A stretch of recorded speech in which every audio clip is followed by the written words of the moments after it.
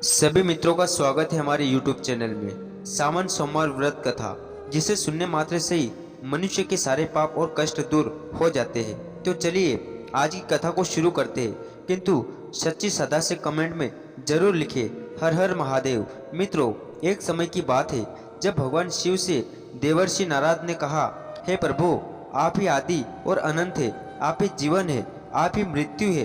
किंतु आज मेरे मन में यह प्रश्न पड़ा है कि सावन के माह में कई स्त्रियां सोमवार का व्रत करती है। सो मैं जानना चाहता हूँ कि इस सावन दिन पर कौन सी कथा सुनने से किसी भी स्त्री को कभी विधवा होने का भय ना रहे तथा इससे मनुष्य की सभी मनोकामनाएं पूर्ण हो। तब भगवान शिव कहते हैं, हे देवर्षि नारद, आपने बहुत ही सुंदर प्रश्न पूछा है। मैं आपको इसके बारे में विस्तार पूर्वक बताता हूँ। सौभाग्य प्राप्ति के लिए महिलाओं को सावन सोमवार का व्रत करना चाहिए। इससे उनकी सभी मनोकामनाएं पूर्ण होती है और उन्हें सौभाग्यवती होने का आशीष मिलता है। हम अब आपको इससे जुड़ी हुई एक कथा सुनाते हैं। हे नारद, आप इसे ध्यान से सुने और समस्त मानव जाति में इसका प्रचार करें। तब नारद मुनि कहते हैं, हे प्रभु, मेरा यह परम सौभाग्य है कि आज मैं इस कथा को सुनने जा रहा हूँ। मैं इसका प्रसार समस्त संसार में अवश्य ही करूँगा। तब आगे भगवान शिव कथा को शुरू करते हुए बोले, कांति के नाम की एक नगरी थी। वहाँ पर धनेश्वर नाम का एक बड़ा ही विद्वान ब्राह्मण था और उसकी पत्नी का नाम सुशीला था। वे दोनों ही उस नगरी में बड़े प्रेम से रहते थे। उसके घर में धन धान्य आदि की कमी नहीं थी, लेकिन उनको एक बड़ा दुख था कि उनकी कोई संतान नहीं थी। इस कष्ट से वह अत्यंत दुखी रहते थे और मन ही मन खुद के भाग्य को कोसते रहते थे। फिर एक दिन एक बड़ा तपस्वी योगी उस नगरी में आया। वह योगी उस ब्राह्मण के घर को छोड़कर अन्य सब घरों से भिक्षा लाकर भोजन किया करता था, लेकिन सुशीला से वह भिक्षा नहीं लिया करता था। फिर जब एक समय वह किसी अन्य घर से भिक्षा लेकर गंगा किनारे जाकर भिक्षा अन्न को प्रेम पूर्वक खा रहा था, तभी धनेश्वर ने योगी को देखा और अपनी भिक्षा के अनादर से दुखी होकर योगी से बोला, साधु महाराज, आप सभी घरों से भिक्षा लेते हैं परंतु मेरे घर की भिक्षा कभी भी नहीं लेते, इसका कारण क्या है? तब योगी ने कहा कि मैं निसंतान के घर की भीख नहीं लेता हूँ, इसी कारण मैं आपके घर द्वार पर नहीं आता हूँ। शास्त्रों के अनुसार यह भीख तुष्ट अन्न के तुल्य होती है और जो मनुष्य गिरा हुआ या फेंका हुआ अन्न खाता है वह भी शूद्र हो जाता है। क्योंकि तुम निसंतान हो, इसलिए शूद्र हो जाने के भय से तुम्हारे घर की भिक्षा नहीं लेता हूँ। तब धनेश्वर यह बात सुनकर अपने मन में बहुत दुखी हुआ और हाथ जोड़कर योगी की पैरों पर गिर पड़ा तथा करुणा भाव से कहने लगा, हे साधु महाराज, यदि ऐसा है तो आप मुझको पुत्र प्राप्ति का कोई उपाय बताइए। आप सर्वज्ञानी है, मुझ पर अवश्य यह कृपा कीजिए। धन की मेरे घर में कोई कमी नहीं है, परंतु मैं पुत्र न होने के कारण अत्यंत दुखी हूँ। आप मेरे इस दुख को दूर करें। आप सामर्थ्यवाई ऐसी बातें सुनाकर साधु कहने लगे, हे ब्राह्मण, तुम चंद्रिका देवी की आराधना करो, तुम्हें अवश्य सफलता मिलेगी। फिर घर जाकर उसने अपनी स्त्री से सब वृत्तांत कहा और सवई तप के निमित्त वन में चला गया। वन में जाकर एक मंदिर में उसने चंडिका देवी की उपासना की और उपवास भी किए। फिर अचानक चंडिका देवी ने 16वें दिन उसको स्वप्न में दर्शन दिया और कहा, हे धनेश्वर, तुझे पुत्र होगा, परंतु वह 16 वर्ष की आयु में ही मृत्यु को प्राप्त हो जाएगा। यदि तुम दोनों पति पत्नी सावन सोमवार का व्रत विधि पूर्वक करोगे तो वह दीर्घायु हो सकता है। जितना तुम्हारा सामर्थ्य हो उतने आटे के दिए बनाकर शिव का पूजन करना और सोमवार का व्रत रखना। साथ ही चंडिका देवी कहती है, प्रातःकाल होने पर इस स्थान के समय भी तुम्हें एक आम का वृक्ष दिखाई देगा। उस पर चढ़कर एक फल तोड़कर शीघ्र अपने घर चले जाना और अपनी पत्नी से सारा वृत्तांत सुनाना। जब वह भगवान शिव श्री शंकर जी का ध्यान करके उस फल को खा लेगी, तब भगवान शंकर की कृपा से वह गर्भवती हो जाएगी। फिर अगले दिन जब वह ब्राह्मण प्रातःकाल में उठा तो उसने उस स्थान के पास ही एक आम का वृक्ष देखा जिस पर केवल एक ही आम का फल लगा हुआ था। उस ब्राह्मण ने उस आम के वृक्ष पर चढ़कर उस फल को तोड़ने का प्रयत्न किया, परंतु बार बार प्रयत्न करने पर भी वह वृक्ष पर चढ़ नहीं पाया। तब ब्राह्मण को बहुत चिंता हुई और वह वैद्य विनाशक श्री गणेश जी की प्रार्थना करने लगा और बोला, हे दयानिधि लंबोदर, अपने भक्तों के विंध्यों का नाश करके उनके मंगल कार्यों को करने वाले, दुष्टों का नाश करने वाले, रद्दी सीधी को देने वाले, आप मुझ पर कृपा करके इतना बल दे कि मैं अपने मनोरथ को पूर्ण कर सकूं। इस प्रकार गणेश जी की प्रार्थना करने पर उनकी कृपा से धनेश्वर वृक्ष पर चढ़ गया और उसने एक अति सुंदर आम का फल देखा। उसने विचार किया कि जो वरदान से मिला था वह यही है और कोई फल दिखाई नहीं देता है। उस धनेश्वर ब्राह्मण ने जल्दी से उस फल को तोड़कर अपने घर वापस आकर अपनी स्त्री को लाकर दिया और तभी स्त्री ने अपने पति के कथा अनुसार उस फल को खा लिया। मित्रों, अब समय के अनुसार ब्राह्मण धनेश्वर की पत्नी फल खाने से भगवान शिव के आशीर्वाद के कारण गर्भवती हो गई। देवी माँ की असीम कृपा से उसे एक अत्यंत सुंदर पुत्र की प्राप्ति हुई, जिसका नाम उन्होंने देवीदास रखा। माता पिता के हर्ष और शोक के साथ वह बालक शुक्ल पक्ष के चंद्रमा की भांति बढ़ने लगा और देखते ही देखते युवावस्था को आया। माँ भवानी की कृपा से वह बालक बहुत ही सुंदर, सुशील और पढ़ने में बहुत ही निपुण हो गया।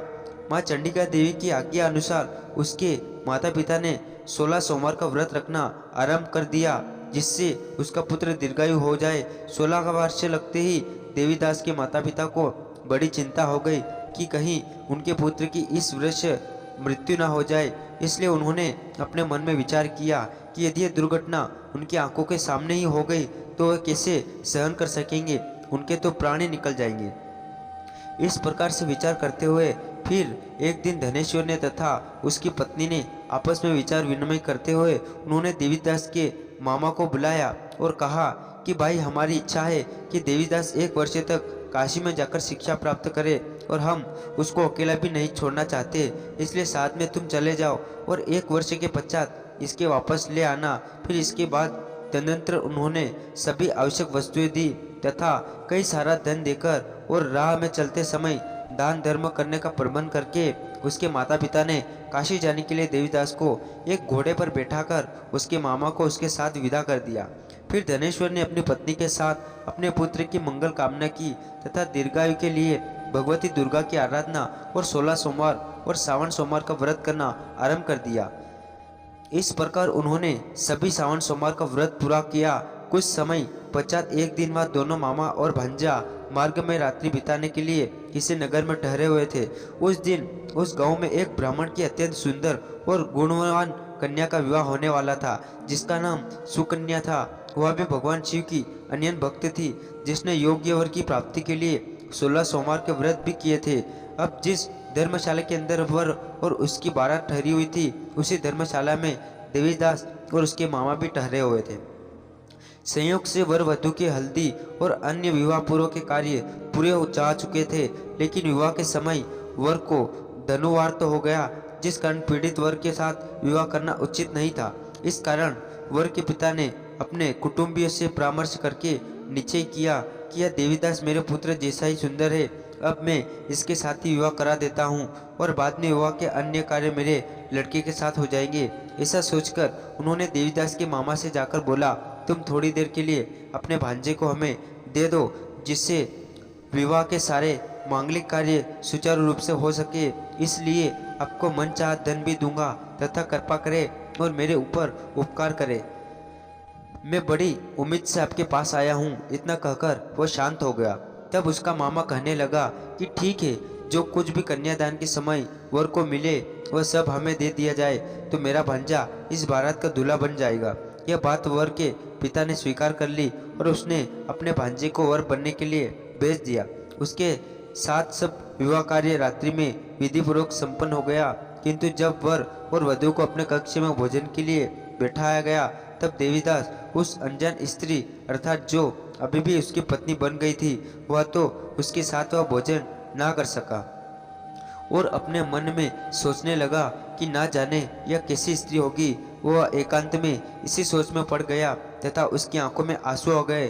तब वधु ने आश्चर्यता के साथ पूछा कि अज्जी, क्या बात है, आप इतने उदासीन व दुखी क्यों हो रहे हो? आज तो हमारा विवाह हुआ है, इतने अच्छे शुभ अवसर पर आप दुखी हो रहे हो कि आप मुझे पसंद नहीं करते हैं? क्या यह विवाह आपके इच्छा के विरुद्ध हो रहा है?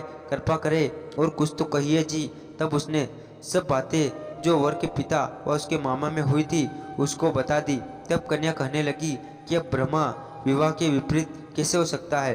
देव ब्रह्मांड और अग्नि के सामने मैंने आपको ही अपना पति बनाया है, इसलिए आप ही मेरे पति है। मैं सदैव आपकी पत्नी रहूंगी, मृत्यु को अपना लूंगी पर किसी अन्य की कदापि नहीं। तब देवीदास ने कहा, ऐसा मत करिए क्योंकि मेरी आयु बहुत कम है, मेरे पश्चात आपकी क्या गति होगी। इन बातों को अच्छी तरह सोच लो। परंतु वह स्त्री दृढ़ विचार वाली स्त्री थी, इसलिए वह बोली कि जो आपकी गति होगी वही मेरी भी गति होगी। हे स्वामी, आप उठिए और भोजन करिए, आप निश्चय ही भूखे होंगे। इसके बाद देवीदास और उसकी पत्नी दोनों ने भोजन किया। तब बाकी रात्रि वे दोनों एक साथ सोते रहे। प्रातःकाल देवीदास ने अपनी पत्नी को 3 नगों से जड़ी हुई एक अंगूठी दी, एक रुमाल दिया और बोला, हे प्रिय, इसे लो और संकेत समझकर स्थिर चित्त को हो जाओ। मेरा मरण और जीवन जानने के लिए एक पुष्प वाटिका बना लो, उसमें सुगंधी वाली एक नव मल्लिका लगा लो, उसके प्रतिदिन जल से सिंचा करो और आनंद के साथ रहो। तब उत्सव मनाओ। जिस समय और जिस दिन मेरी मृत्यु होगी यह फूल सूख जाएंगे और जब यह फिर हरे हो जाए तो जान लेना कि मैं जीवित हूँ। ये सारी बातें समझाकर वह चला गया।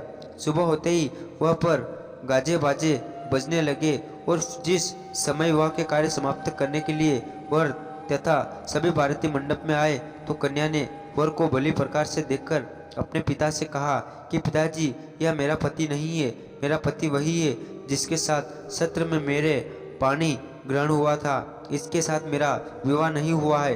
यदि यह वही है तो बताइए कि मैंने इसको क्या दिया।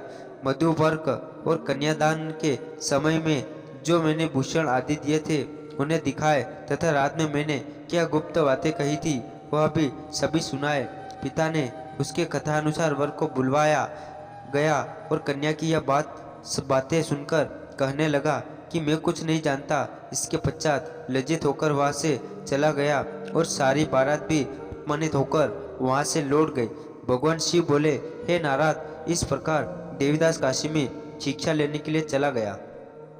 जब कुछ समय बीत गया तो काल से प्रेरित होकर एक सर्परात्रि के समय उसको डसने के लिए वहां पर आया। उस विषधारी सांप के प्रभाव से उसके शयन का स्थान चारों ओर से विष से विषैला हो गया, परंतु व्रत के प्रभाव से उसको काट ना पाया, क्योंकि पहले ही उसकी माता ने सावन सोमवार के व्रत कर रखा था तथा उसकी जो पत्नी ब्राह्मण की बेटी थी उसने भी अपने पति की लंबी आयु के तथा देवीदास के जैसे पति के लिए 16 सोमवार के व्रत किए थे।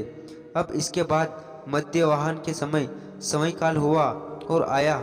उसके शरीर से उसको प्राणों को निकालने का प्रयत्न करने लगा, किंतु कई सारे प्रयत्न करने के बावजूद भी उसके प्राणों को ले जाने में यमराज असफल रहे।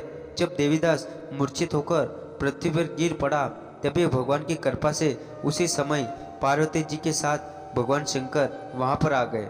उसको मूर्छित दशा में देखकर पार्वती जी ने भगवान शंकर से प्रार्थना की, हे प्रभु, इस बालक की माता ने पहले ही सावन सोमवार व्रत किया था, जिसके प्रभाव से हे भगवान आप इसको प्राणदान दे। माता पार्वती के कहने पर भक्त वत्सल्य भगवान शिव जी ने उसको प्राणदान दे दिए। इस व्रत के प्रभाव से काल को भी पीछे हटना पड़ा और फिर थोड़ी देर बाद देवीदास स्वस्थ होकर बैठ गया। उधर उसकी पत्नी उसके काल की प्रतीक्षा किया करती थी। जब उसने देखा कि उस पुष्प वाटिका में पत्र पुष्प कुछ भी जीवित नहीं रहे हो तो उसको अत्यंत आश्चर्य हुआ, और जब वह वैसे ही हरी भरी हो गई तो वह जान गई कि वह जीवित हो गए हैं। यह देखकर वह बहुत प्रसन्न मन से अपने पिता से कहने लगी कि पिताजी, मेरे पति जीवित है, आप उनकी ढूंढना शुरू करें। वही दूसरी ओर देवीदास और उसके मामा ने काशी में चारों ओर अन्नदान किया, गरीबों वस्त्र आदि दान और भगवान शिव का जय जयकार किया।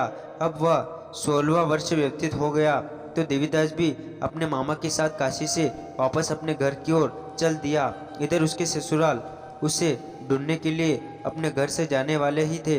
वह दोनों मामा भांजा वहां पर आ गए। देवीदास को आता देखकर उसका ससुर बहुत बड़ी प्रशंसा के साथ अपने घर में ले आया।